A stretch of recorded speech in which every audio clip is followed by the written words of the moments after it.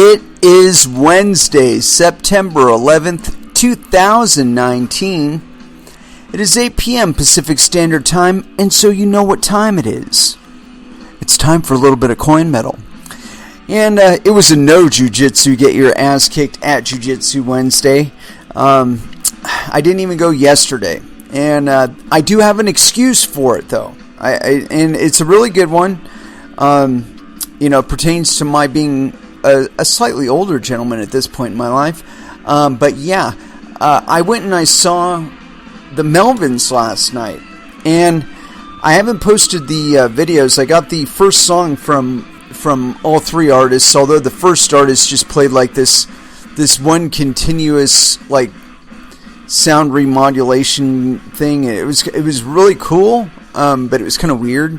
I mean, he had this light show that was syncopated to what he was doing with sound, and I don't even think he was actually using any instruments. It was just like this noise generation program or something. I don't even know what I don't know. Nonetheless, it was cool. I did get a bit of it on video, but I also got Red Cross. I got their first song that they played, and then I got the first song for Melvins. Now, I'll be honest, I'm not like the biggest Melvins fan in the world. I didn't follow them through the 90s up until date or anything like that. But I did recognize that they were like this major band that, for whatever reason, never really. I don't know if it was because they weren't like seeking it, or they were just more interested in doing their own thing, which seems to be the case with King Buzzo. I don't know why, but for whatever reason, they never really became like massively popular like Nirvana and a few others. And I mean, they did get some sort of notoriety, and I think they have had major labels sign them at one point or another. But for the most part, they've been one of those bands that they put on a fucking excellent show too. Hats off King Buzzo and crew. It was fantastic. It was a fantastic show. Itty bitty venue, not even appropriate for as big as this band should be. They should have been in a bigger venue. Like if they'd have been at like the McDonald Theater or something like that, I think they would have been a little more comfortable. Nonetheless, one of the most exciting pits I have ever seen. It was just a big churn, man. And so yeah, I was right up in front, had a fucking blast. But nonetheless, it did leave me in such a state where I didn't really feel competent to go back to jiu-jitsu today. So I'm figuring I'll probably go in tomorrow for the beginner's class, stay for the advanced class, may even get a little open mat in. I don't know, but I'm going to do it. I'm on a good trend, I feel, with my jiu-jitsu and my physical health, really. I've been feeling a little leaner as of late, a little more strength in the core. So I got to think that it's that jiu-jitsu is just paying off. I'm knocking off that much more weight and that much more fat every time I get in there. So definitely gonna have to double it up tomorrow and make up for the laxity of today. But yeah, like I said, it was worth it. Really good show by the Melvins. Really good show by Red Cross.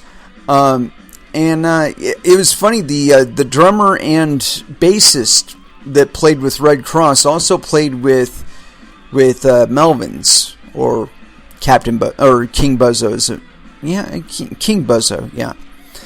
Anyway, that was really kind of interesting. I didn't know what to think of it, really. It was funny. The bassist came out in like this. I don't know how to explain it.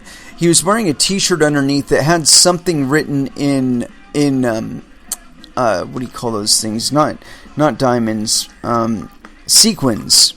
There's something written on it in sequins, and you never even get to see what it is. But anyway, he was wearing all white during the Red Cross set. I mean, like all white. He was wearing a suit jacket, suit pants, and white tennis shoes. And white socks. I thought it was fucking hilarious. But when he came out for the Melvins set, he was wearing like this blue suit. he was wearing a shirt that said the same thing on it. I could tell from the two middle letters because they were the same as the first time, but they were in sequins as well. But it was a black T-shirt, or it was either navy blue or black. I couldn't really tell you due to the lighting. But then he was wearing this suit or suit jacket and suit pants, and I want to say they were blue shoes or red shoes. I couldn't tell you specifically, but anyway, it had these red splotches all over it, like it looked like he just got done with a murder or something. But I thought it was kind of interesting, that he came out one time completely fucking white, and then he comes out the next time in like this same exact outfit except different color. Weird. It's just weird. Nonetheless, awesome performance both times. Very high energy. I don't know how he managed to do it for 3 hours, but he did. I got to hand it off to him. But anyway, let's go ahead and throw down with some music. And because I was seeing the Melvins yesterday, I think it would be only appropriate if we did start it off with Melvins, despite the tradition of doing so with body count. But let's go for it. A little bit of Melvins here. Let me find the appropriate song. Oh, that's weird. It's only showing one of the albums that I uploaded. Weird. Alright. Well, this is going to be an adventure because I've never actually listened to this album, or haven't yet. And so here it is. Melvins, Graveyard, First Dance, here on Coin Metal.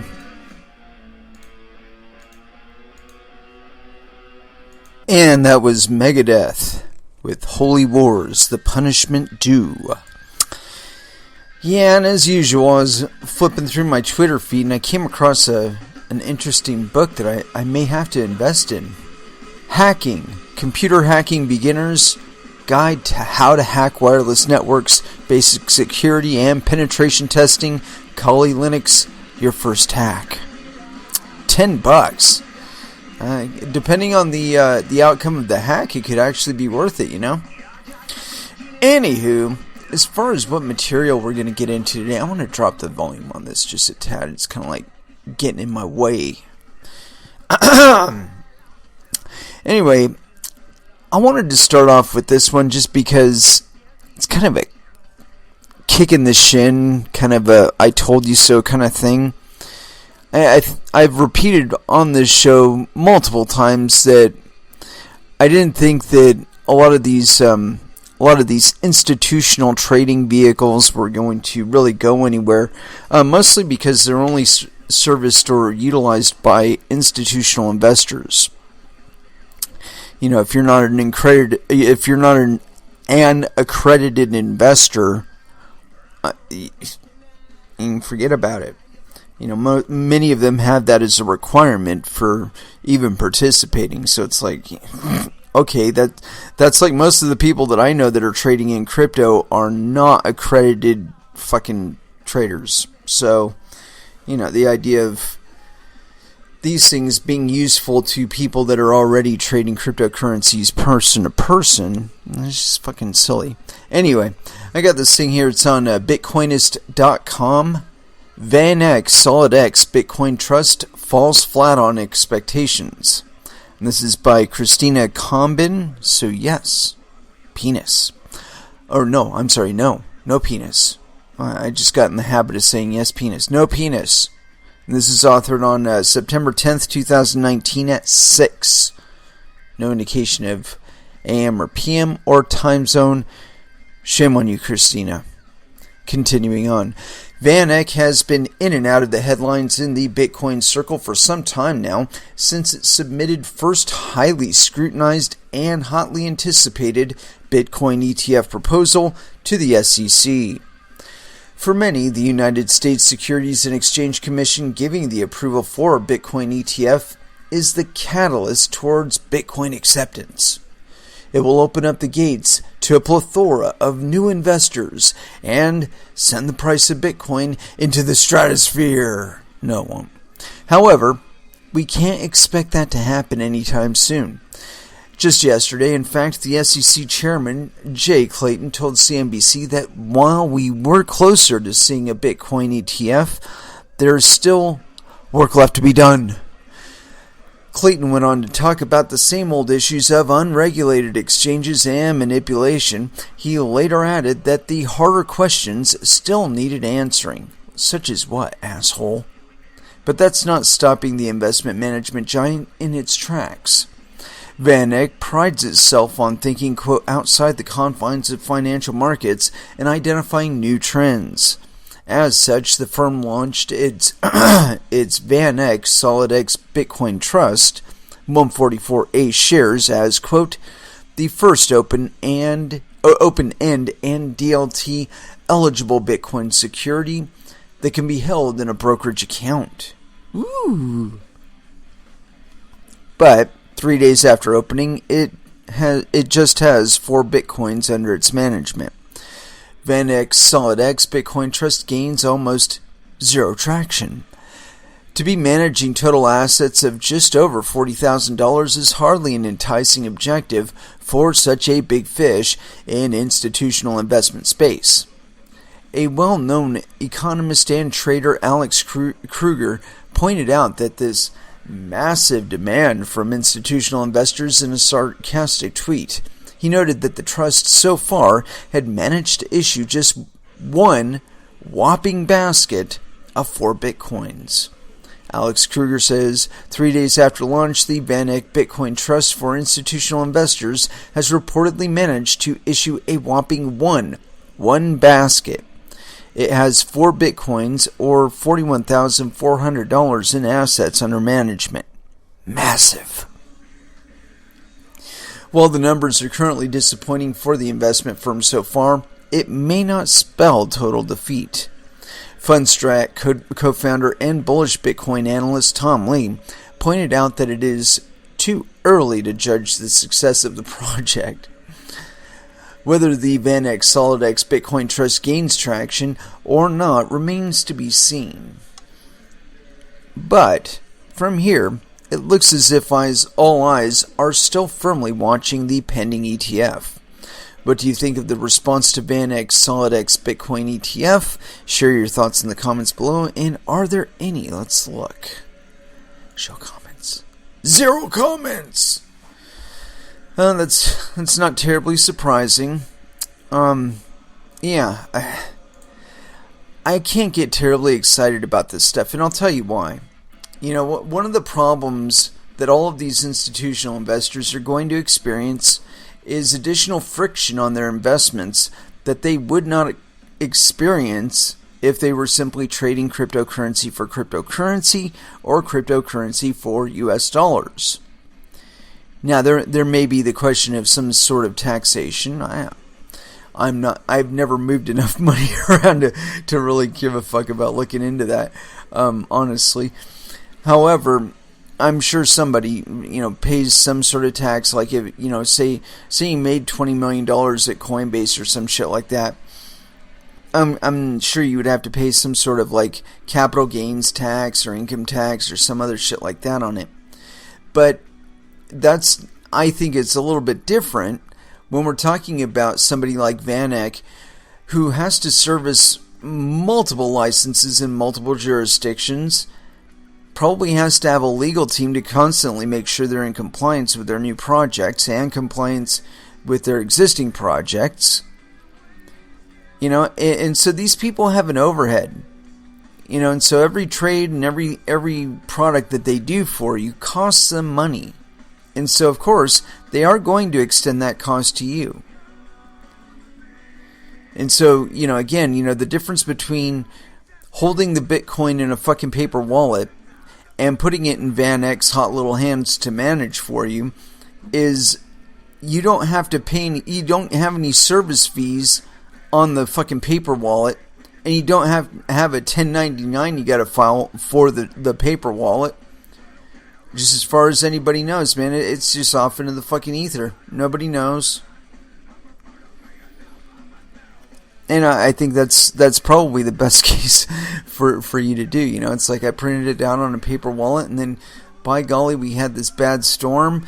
and some rain got on the paper wallet. The wallet's no longer legible. The address is no longer legible. I can't recover the funds. Sorry, Mr. IRS man. I mean, come on now. I think the denial and withholding of taxes from crypto holders is going to become an increasing pain point for a lot of governments. And at first, I think they're going to fight it. And then I think they're going to give into it and start negotiating with us. And then I think they're going to beg us and go back to being servants like they're supposed to be, rather than attempted overlords. This is a relationship that has gradually eroded over the years, where we have more and more turned to servants of government, subjects of government, cattle of government. And that relationship has needed a modification for a long time now. And I think cryptocurrencies might just bring it. Where the reality of the money just slipping through their fingers and us being able to transact without them or their approval is going to change the financial sphere vastly. And I think these guys are just like a canary in the coal mine.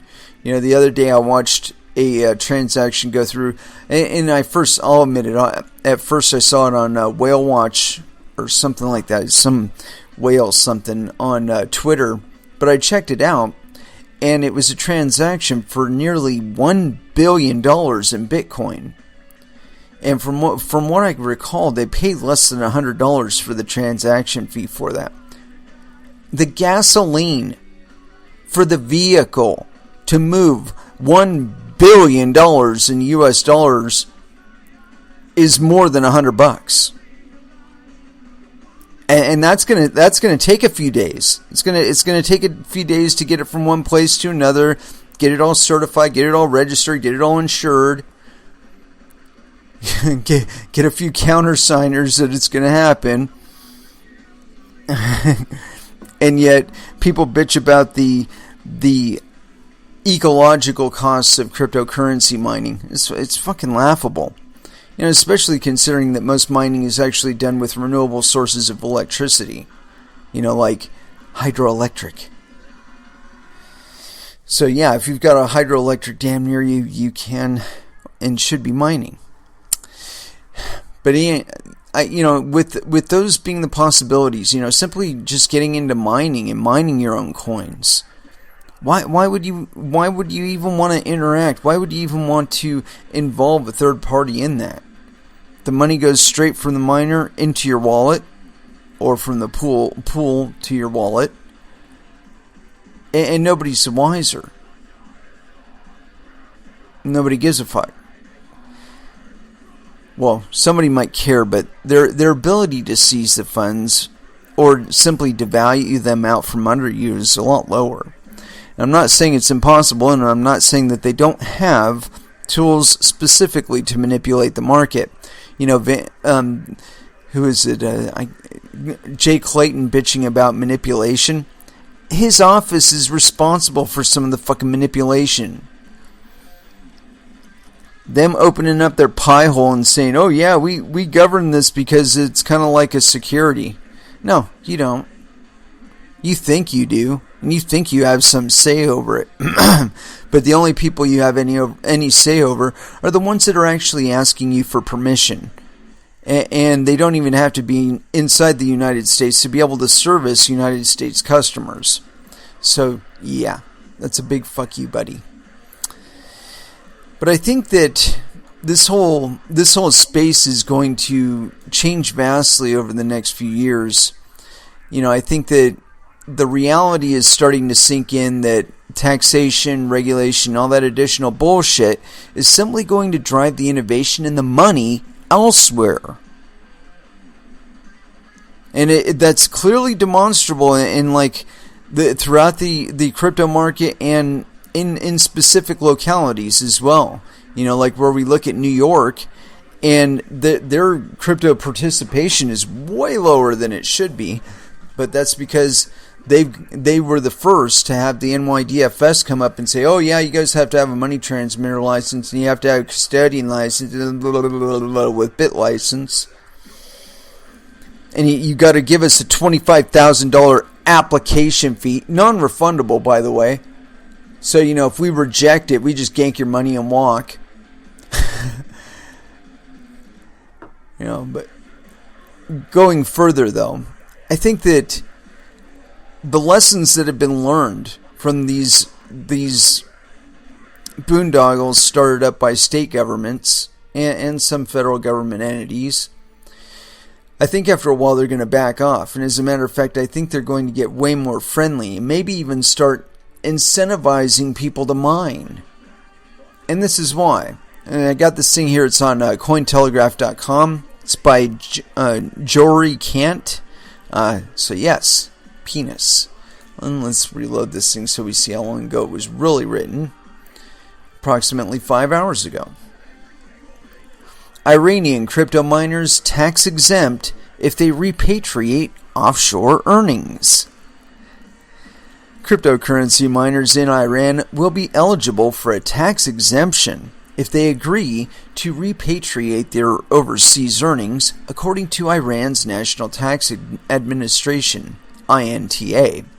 Per a report by local English-language news Financial Tribune, INTA introduced a reparation tax exemption similar to the one that it offers non-oil exporters.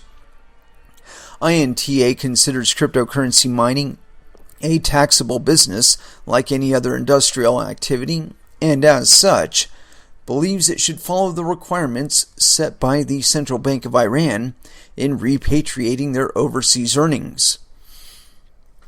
As per the Financial Tribune, Iranian miners think that the government's concerns over the possibility of capital flight is disproportionate. They reportedly claim that 70 to 80% of the revenue of their activities goes back into the production cycle. Goddamn right. Cheap electricity in Iran. Cryptocurrency mining has become a lucrative business in Iran in recent years due to extremely low electricity prices. Each kilowatt hour costs only 5 cents, while 1 kilowatt hour in the United States costs an average of 12 cents, and in some states, 33 cents. Electricity prices for crypto miners, however, will now be set based on average power export rates in rials. Iranian government authorizes crypto mining as an industrial activity, more like they understood what the fuck it was. They understood that the United States could not circumvent or get in the way of those Bitcoin, and they fucking sobered up. As Cointelegraph previously reported at the end of July, the Iranian government, after months of speculation over the fate of mining cryptocurrencies in Iran, recognized it as a legal industrial activity. However, just days later, the Iranian government instituted a new bill that does not accept crypto as legal tender or recognize domestic transactions carried out with cryptocurrencies. Oh man, that is so good.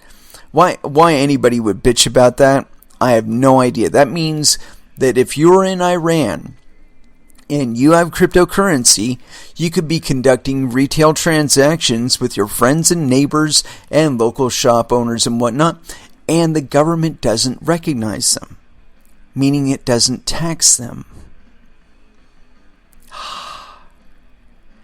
See, this is the kind of thing that I'm talking about, that inadvertently or backhandedly even, certain jurisdictions are going to become friendlier to cryptocurrencies in a way that is going to force other countries to get more friendly with cryptocurrencies, and before long, I expect they are going to be paying motherfuckers to dedicate money and electricity and bandwidth and hardware to the mining of cryptocurrencies. I mean, this to me is like a backhanded way. They're offering a little bit of carrot with regard to the INTA, but I would be willing to bet that if miners were to go that route, that they would incur other expenses and whatnot, because they would fall under a different tax realm or tax. I don't know how to explain that. they would fit under a different tax regime as I'm sure miners, physical miners of goods and exporters of non-oil items are well aware that there is probably some sort of some sort of tax, a sales tax. There's another one in there, like a VAT tax. I can't remember the name for it. It's like a pre-tax, and I only know about it because I had to pay it one time, and it put me out of business because the taxation was on products that I sold to a distributor. So I make it with my hands. I pay taxes on I pay like a sales tax or excise. Yeah, that's what it is, an excise tax. So if I manufacture something, if I sell it to somebody, I got to pay sales tax to the state on something I made. I'm just like, no. You guys can fuck off. I'm not going to pay you for shit that I made. I'm not going to do it. You can go fuck yourself. But anyway, that's I think anyway that they would be subject to different excise taxes and stuff like that if they were to classify themselves under this different regime. However, if they just remain completely innocuous and anonymous, they don't have to worry about shit. They're going to pay for a little bit more for electricity, but that's it. The government is basically going hands off on crypto, and honestly, I feel that is the best route. It really is. Rather than wasting time and wasting money criminalizing people for doing things that are not really criminal activities and never were criminal activities before. There's no victim here. If I set up a computer in mine, who am I fucking victimizing? I'm sorry, I might be unemploying a banker. Honestly, I really give a fuck about that. Because as far as I'm concerned, he's just a rent sucker. He sucks money off of me for my having an account with him. He sucks money off of me for transaction fees. He sucks money off of me for monthly servicing fees. And if I go in arrears with him, he sucks more money off of me. And, I mean, that's as per his right, as a service provider. I understand that. But if I can avoid a lot of friction and avoid all those costs, why wouldn't I hold money in cryptocurrencies? Why wouldn't I?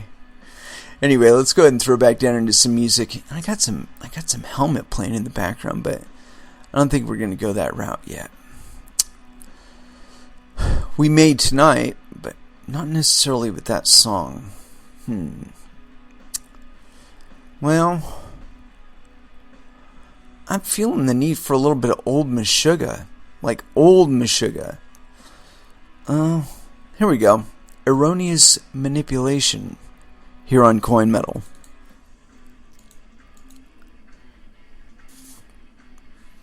And that was Prong with Whose Fist Is This Anyway? And as far as where we're going next, enough with the bad news. I got this thing here. It's on Bitcoin.com or news.bitcoin.com. California's city official uses Bitcoin Cash to purchase cannabis. Oh my God, it's a match made in heaven. In California, cryptocurrency payments are making headway into the cannabis industry as Berkeley City Council member Ben Bartlett became the first elected official to purchase cannabis using the digital asset. On Tuesday, Bartlett utilized Bitcoin Cash and Cred's LBA token to facilitate the transaction at the Ohana Cannabis Dispensary in Emeryville. Cryptocurrency enthusiasts have long dreamed of the cannabis industry and the cryptocurrency economy joining forces. Actually, they have been all along. Just to let you know. On September 10th, the two industries made significant strides toward this effort when Berkeley City Council member Ben Bartlett purchased cannabis at a dispensary with crypto assets. The purchase of the Ohana at the Ohana dispensary in Emeryville was part of a demonstration that showed the benefits of stablecoins and blockchain settlement. Bunch of bullshit there.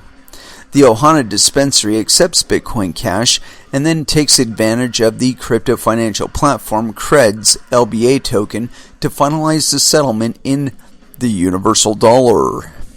When Council Member Ben Bartlett made the purchase, the Blockchain Advocacy Coalition and the Cred team was there on site to show the group of elected officials how digital currency solutions work. The co-founder of Cred, Dan Schatt, explained during the demo that digital currencies add far more benefits than traditional payment services. Quote, "We are thrilled to build technology that solves real problems for customers, merchants, and politicians, which will help usher in the next 100 million users of crypto," Schatt noted during the event. The Cred co-founder added, quote, "Not only does crypto result in significant cost reduction for consumers and merchants, but it also enables highly productive tax collection, transparency, and predictability for city and central governments." Actually, it does nothing of the sort. Let's just make that clear. The universal dollar stablecoin is an Ethereum-based base token backed by USD and was created by the Universal Protocol Alliance. The group is made up of blockchain organizations including Blockchain at Berkeley, Uphold, and Cred, with members of Cred and the Blockchain Advocacy Coalition helping Councilmember Bartlett's purchase, quote, "took seconds and resulted in substantially lower transaction fees for the dispensary." Right now, the BAC is sponsoring the Assembly Bill AB 953, which will allow the state to accept cannabis tax through a stablecoin. That's such a stupid fucking idea. AB 953 will allow cannabis dispensaries to pay their taxes via virtual currency, specifically stablecoins, the BAC website details. This solves a significant banking issue for the state and lays the groundwork for broader statewide adoption of virtual currency. At the time of writing, more than 70% of California's state-endorsed cannabis industry is unbanked, and these businesses are having issues dealing with financial institutions. Cannabis businesses incur significant risk by handling large cash deposits. Many other cannabis-friendly states like Colorado and Oregon are having the same financial issues. California aims to innovate by creating progressive laws that help ease the problems cannabis operations are dealing with. By providing a cash-free method of cannabis tax payments, AB 953 can reduce costs and safety risks for cities and businesses, said Bartlett. The Berkeley City Council member also stated, quote, "The green rush is a 21st century industry. It deserves a 21st century payment system. Tax payments," that's the thing he's really selling this shit on, is that guaranteed tax payments. It's not going to fucking happen, dude. And digital currency will help this new industry into the light. Yeah, you can go fuck yourself. California has been at the forefront of digital innovation with epicenters like Silicon Valley and pioneering legalized cannabis for medical use in 1996 before opening the state to recreational use 20 years later. After the demonstration using BCH and the Ohana cannabis settling the transaction in the universal dollar, Councilmember Bartlett told attendees at the Emeryville dispensary that he also plans to have his staff draft a report on the benefits of accepting cannabis using digital asset solutions.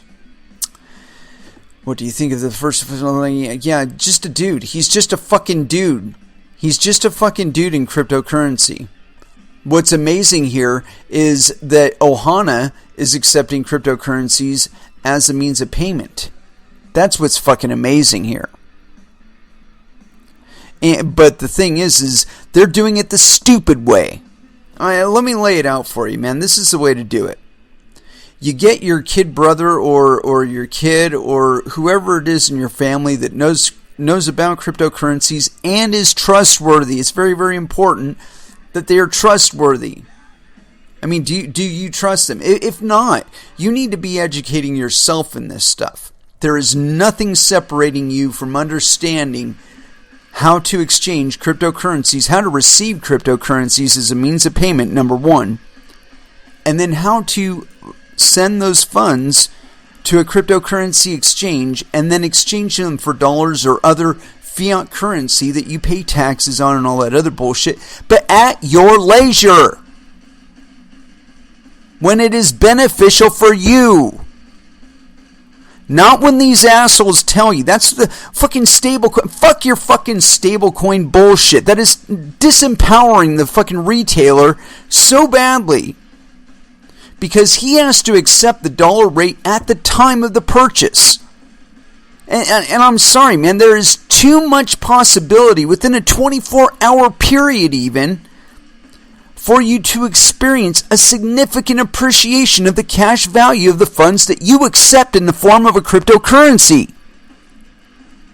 If you take the payment in Bitcoin at its current rate, it's $10,123 right this moment.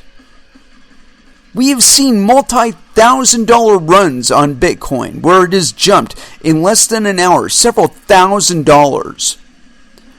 Okay, so you accept that $45 payment at a rate of $10,000, 123 to 1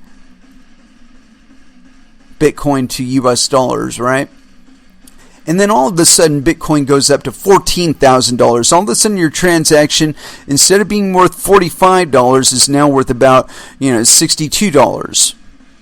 And you're just like, magic fucking money. That quarter ounce that I sold a half an hour or 2 hours ago or 4 hours ago is now worth damn near what I would have gotten out of an ounce. And you're going to give that up. You're going to give up that appreciation opportunity by using some fucking bullshit ERC20 token. They're fucking taking that money. You can bet your sweet ass they're keeping that fucking money. As soon as the transaction happens and they get the Bitcoin cash, thank you very much, Johanna. Thank you for the money. They don't cash it out right then. No. They hold that Bitcoin cash. And then maybe over the next 48 hours it experiences a significant uptick in value. They get the profit, not you.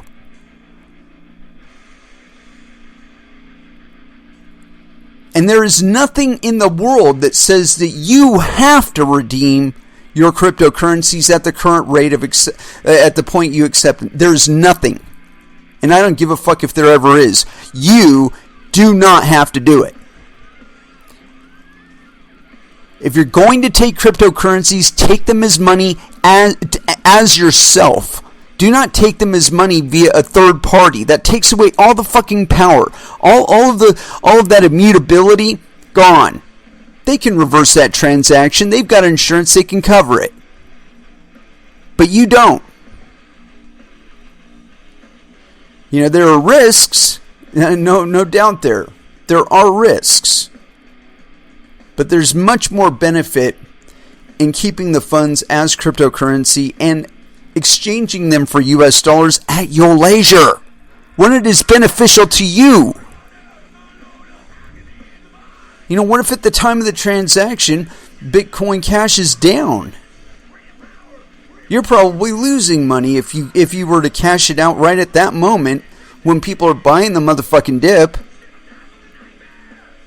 And so when it does bounce back up a half an hour later, you've lost out on that money too. What's wrong with these fucking people? Oh yeah, I want to crawl out from under the necessity of needing a bank by using the services of what essentially is a bank to accept cryptocurrencies, which don't need banks. It's fucking retarded. Retarded. Take that to heart. It's you. Look in the mirror. Yeah, that's you. I'm talking to you. Let's look at this Bill 953, this fucking soft coup bullshit. It's introduced by Assembly members Ting and McCarty, February 21st, 2019. Holy shit. Well, let's see, how many pages is this business? It's not very long, so we can digest all of it. Alright. Introduced by Assembly members, we got that. Legislative Council's Digest. AB 953 as introduced, TNG, or Ting Cannabis, state and local taxes, payment by digital asset. Existing law authorizes the legislative body of a city and the board of supervisors of a county to license for revenue and regulation and fix a license tax upon every kind of lawful business transacted in the city or county as specified. Dude, this has nothing to do with cannabis. This is like, we want to tax every single fucking transaction that happens in the city or county as specified. Okay, continuing.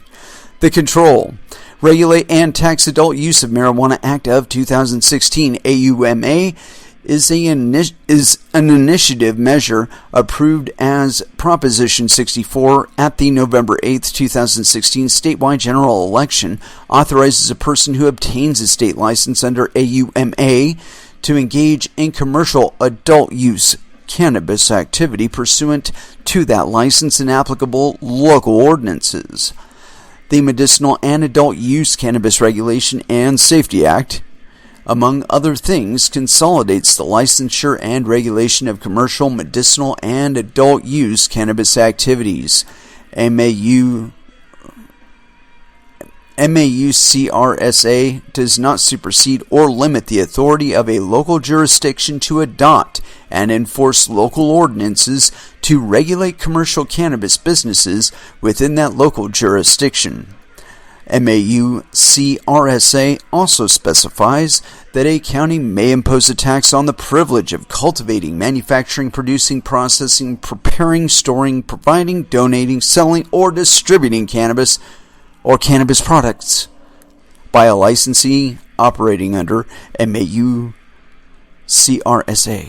This bill, on and after January 1st, 2020, would allow the legislative body of a city or the board of supervisors of a county to determine and implement a method by which a licensee under MAUCRSA may remit any city or county cannabis license tax amounts due by payment using stablecoins as defined. The bill would authorize that city or county authorize that city or county in determining that method to either accept stablecoins directly into a digital wallet controlled by that jurisdiction or to utilize a third-party digital asset payment processor that allows for the immediate conversion of any payments made by stablecoins into United States dollars and deposit into an account of that jurisdiction. Existing law imposes a state excise tax on the purchase of cannabis and cannabis products as defined at the rate of 15%, fuck you, of the average market price of any retail sale by a cannabis retailer. Existing law also imposes a state cultivation tax upon all cultivators on all harvested cannabis that enters the commercial market at specified rates per dry weight ounce of cannabis flowers and leaves. The California Department of Tax and Fee Administration administers the cannabis excise tax and the cannabis cultivation tax. This bill, on or before June 1st, 2020, would require the department to determine and implement a method by which a licensee under MAUCRSA may remit any cannabis excise tax or cannabis cultivation tax amount due by payment using stablecoins as defined. The bill would authorize the department in determining this method to either accept stablecoins directly into a state-controlled digital wallet or to utilize a third-party digital asset payment processor that allows for the immediate conversion of any payments made by stablecoins into the United States dollars and deposit into a state account. The bill would allow for the department to consult with the state treasury's office as needed to implement that payment method. Vote the majority. Appropriation, no. Fiscal committee, yes. Local program, no. The people of the state of California do enact as follows. Section 37101.3 is added to the government code to read: A. For the purposes of this section, all of the following definitions shall apply. Number 1. Cannabis licensee means any licensee under the Medicinal and Adult Use Cannabis Regulation and Safety Act, Division 10, commencing with Section 26,000 of the Business and Professions Code. Number 2. City cannabis tax means any license tax authorized pursuant to Section 37101 or any similar tax that may be imposed by a charter city through its powers derived under Section 5 of Article 11 of the California Constitution and includes any tax imposed on a cannabis licensee for the privilege of cultivating, manufacturing, producing, processing, preparing, storing, providing, donating, selling, or distributing cannabis or cannabis products. 3.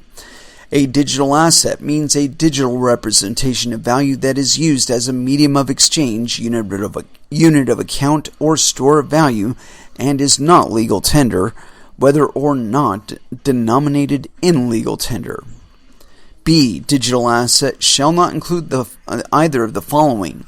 A transaction in which merchant grants as part of an affinity or rewards program value that cannot be taken from or exchanged with the merchant for legal tender, bank credit, or virtual currency. 2. A digital representation of value issued by or on behalf of a publisher and used solely within an online game platform, or family of games sold by the same publisher or offered on the same game platform. Number 4. Stablecoin means a digital asset that has price stable characteristics pegged to the US dollars, and US dollars serve as collateral to that digital asset. And there's not a single one of them that is actually ever confirmed that is in fact the case. Not even fucking Tether. Continuing. B. On and after January 1st, 2020, the legislative body of a city may determine and implement a method by which a cannabis licensee may remit any city cannabis tax amounts due by payment using stablecoins. The method determined by the legislative body may accept stablecoins directly into a city-controlled digital wallet or utilize a third-party digital asset payment processor that would allow for the immediate conversion of any payments made by stablecoins into United States dollar and deposited into a city account. Section 2. Section 34015.5 is added to the Revenue and Taxation Code to read, A. For purposes of this section, all of the following definitions shall apply. Number 1. Cannabis licensee means any licensee under the Medical and Adult Use Cannabis Regulation and Safety Act, Division 10, commencing with Section 26,000 of the Business and Professions Code, who is required to remit tax and departmental. We already read that part. Okay. Section 3. Section 34021.5 of Revenue and Taxation Code is amended to read, A1A, a county may impose a tax on the privilege of cultivating, manufacturing, producing, processing, preparing, storing, providing, donating, selling, or distributing cannabis or cannabis products by a licensee operating under Division 10, commencing with Section 26,000 of the Business and Professions Code. Number 2. The Board of Supervisors shall specify in the ordinance proposing the tax that the activity subject to the tax, the applicable rate or rates, the method of apportionment, if necessary, and the manner of collection of the tax.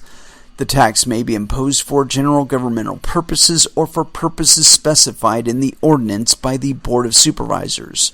That means they could probably impose a separate tax for each of those activities. Continuing on. Number 3. In addition to any other method of collection authorized by law, the Board of Supervisors may provide for the collection of the tax imposed pursuant to this section in the same manner and subject to the same penalties and priority of lien as other charges and taxes fixed and collected by the county. A tax imposed pursuant to this section is a tax and not a fee or a special assessment. The Board of Supervisors shall specify whether the tax applies throughout the entire county or within the unincorporated area of that county, i.e. annexed. 4. The tax authorized by this section may be imposed upon any or all of the activities set forth in the paragraph 1 as specified in the ordinance, regardless of whether the activity is undertaken individually, collectively, cooperatively, and regardless of whether the activity is for compensation or gratuitous as determined by the Board of Supervisors. Give me a fucking break. B. A tax imposed pursuant to this section shall be subject to applicable voter approval requirements imposed by law. This section is declaratory of existing law and does not limit or prohibit the levy or collection of any other fee, charge, or tax, or a license or a service fee or charge upon or related to the activity set forth in subdivision A as otherwise provided by law. This section shall not be construed as a limitation upon the taxing authority of a county as provided by the law. In other words, they can make up new taxes as they go along. D. This section shall not be construed to authorize a county to impose a sales or use tax in addition to the sales and use taxes imposed under an ordinance conforming to the provisions of Section 7202 and 7203 of this code. E. For purposes of this subdivision, all of the following definitions shall apply. A cannabis licensee means any licensee under the blah blah blah. Yeah, we already covered this part. County cannabis tax means any tax described in subdivision A or any license tax authorized pursuant to section 7284 that is imposed on a cannabis licensee. C1. Digital asset means a digital representation of value that is used as a medium of exchange, unit of account, or store of value that is not legal tender, whether or not denominated in legal tender. So you know what? That right there is very, very concerning to me because basically they're proposing that they have some sort of governorship over currencies that they currently don't have any account of. And I find that very concerning. That's like, you can't create a new cryptocurrency that we can't tax or that we aren't going to get taxes of. And you know what? I find that as likely as them actually receiving 100% compliance with their fucking regulatory licensing bullshit. I mean, literally, anybody that has to deal with this kind of regulation just to grow some fucking pot and sell it, I'm sorry, they're just going to grow the pot and sell it. They're not going to bother to tell anybody. There was this guy on Joe Rogan's show, and I guess he was one of the people that was busting people doing illegal grows in the state parks and shit. And that's all cool, but that's a product of this bullshit. Okay, people that could grow pot and, without any licenses or regulations, okay, if they were able to go to a landowner and say, hey, yo, landowner, I noticed that you got this really open piece of land that you're not really doing anything with. Well, I am a fantastic pot grower. I can cover all of my expenses here. Just let me grow pot on your land. I'll sell it, and then I'll cut you in on what I make off of it. Now, those kind of arrangements being made above the board is completely eliminated by this bullshit. They wonder why they're having such laxity with regard to actual compliance. It's because of this bullshit. If I can work out an arrangement with a landowner that I can grow pot on their land and I can sell the pot and I can cut them in on it without any of this bullshit, I want to fucking do it. There was some sort of like survey or something like that, and they did an audit of all of their licenses and then compared it to the number of cannabis companies that are in existence, and they found something like 3,000 of them were unlicensed. were out of quote-unquote regulatory compliance. You know, I would be willing to bet if they looked even harder, they would find even more. That 3,000 is just scratching the fucking surface. And if they really did, like 100%, you know, from seed to sale monitoring and whatnot, that they would find that there's vast dissimilarities between what's going on out there in the market and what they think is going on. And it's always going to be that way. See, the problem I see is that all of this regulation sucks money out of the economy that people like you and me would have in our pockets and would be able to reward the market and guide the market with our monetary value as we see fit. Encourage the companies and the businesses that we enjoy, that we utilize, and let the other ones fall by the wayside. See, there's something wrong with licensing. It's like once a company gets licensing, they take it as a license to fudge. You know, fudge on the rules, fudge on service, cut corners, shit like that. Because, you know, they've got some federal entity or a state entity or a county entity or a city entity that is willing to vouch for them for a duration of time for them to fuck off. And that leads them to abuse the market. And as long as the elected officials are getting a cut of it, they really don't give a fuck. As long as you're fitting in with all this compliance bullshit that they're proposing here, they don't care. You're compliant. Everything is cool.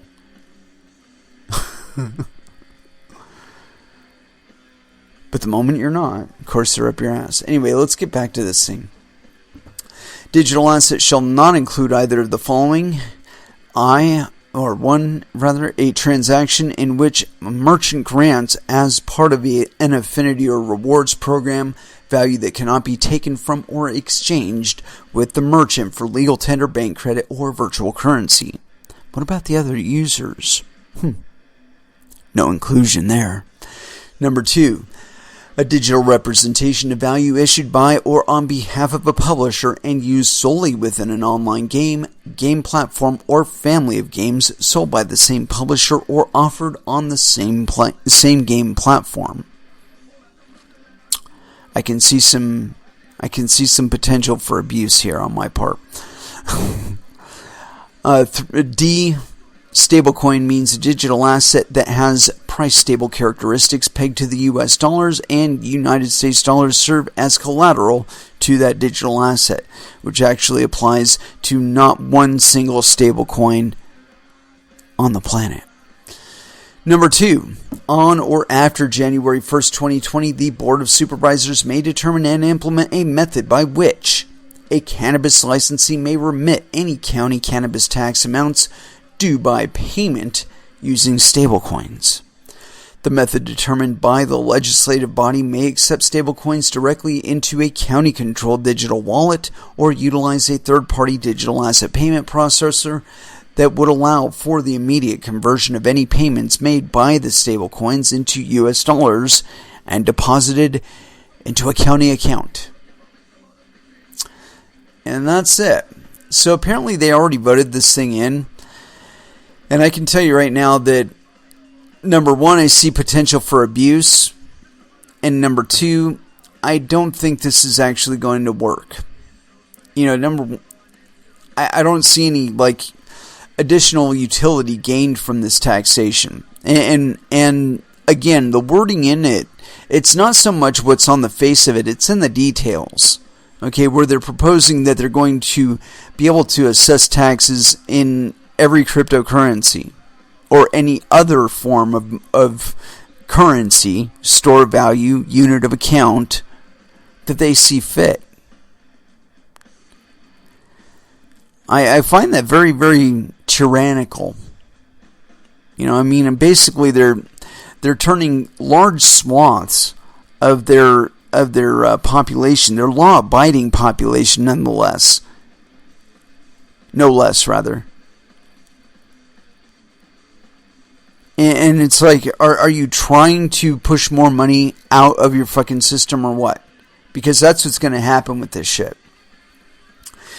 You know, the whole dependence on stable coins. Okay, what happens if the US dollar tanks?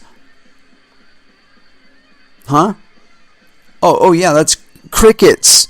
I'm hearing nothing but fucking crickets.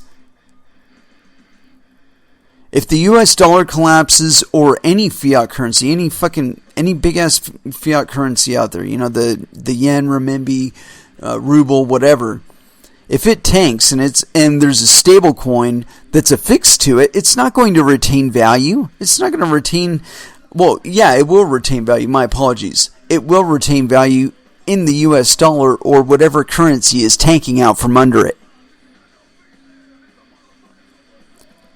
And it's at that point that you see floods of people jumping into cryptocurrencies, because they're not depreciating in value as fast as their local fiat currency is.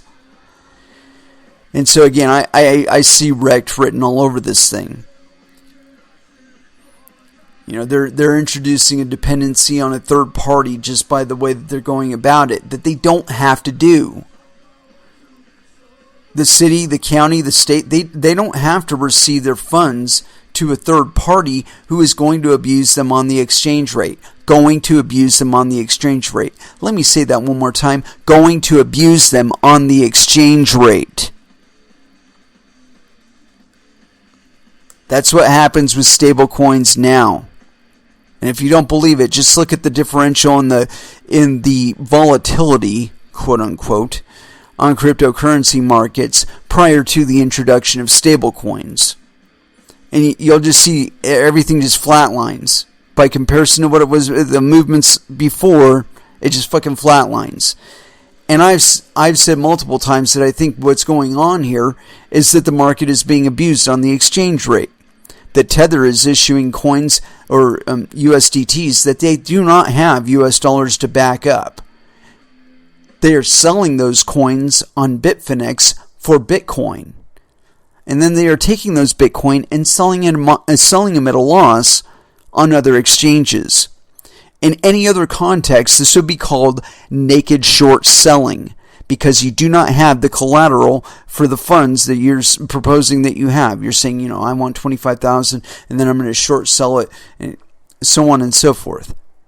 But they're doing it in billions of fucking dollars.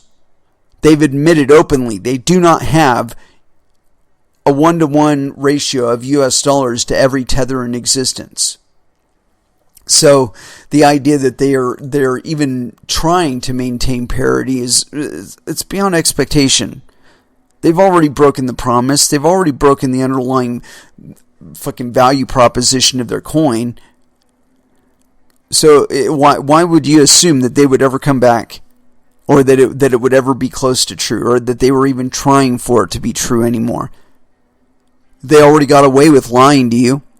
Why are they going to stop lying to you? If you don't fucking slap them upside the head, put one of them in prison, why wouldn't they continue to abuse the market? I've said multiple times, if there's anything in this market, in the cryptosphere, that resembles a security at all, it's stable coins. It's not ERC20 tokens, because we can verify that the fucking Ethereum is there. We can verify the movement of the Ethereum out of the wallet that it was deposited in. So there's no question as to whether or not they're burning the funds from behind everybody's back. We can see it fucking happening. What we can't verify is whether or not the issuer actually has US dollars or whatever it is that's supposedly backing their quote-unquote stablecoin 1-to-1. They've undertaken the trust. That trusted third-party position. And they are as responsible as any other trusted third party to the rest of the market. And from everything I've seen so far, there's never been a single audit of any stablecoin's underlying value. You know, there's talk of ones that are like based on ERC20 tokens. Okay, well, what if Ethereum tanks? that's going to, I mean, if it tanks hard enough, that's going to affect your stablecoin. Anyway, let's go ahead and throw down with some more music. And I want some Sixth, Bland Street Bloom, here on Coin Metal. And that was Gizmochi with Voice of Sanity. And it is with that I'd like to close out this episode. Thank you very much for listening. I certainly do appreciate the support. We will be back again on Friday at 8 p.m. Pacific Standard Time. And so until then, I want y'all to trade safe. Do your homework. And watch out for your own bunghole, because nobody else is going to do it for you. As far as our last dance is concerned, typically we play some body count up front, but we didn't today. So I think it's only fitting that we give them the last dance. And so the last dance of the evening, Bloodlust, here on Coin Metal. Thank you again for listening, and y'all have an excellent evening. Good night.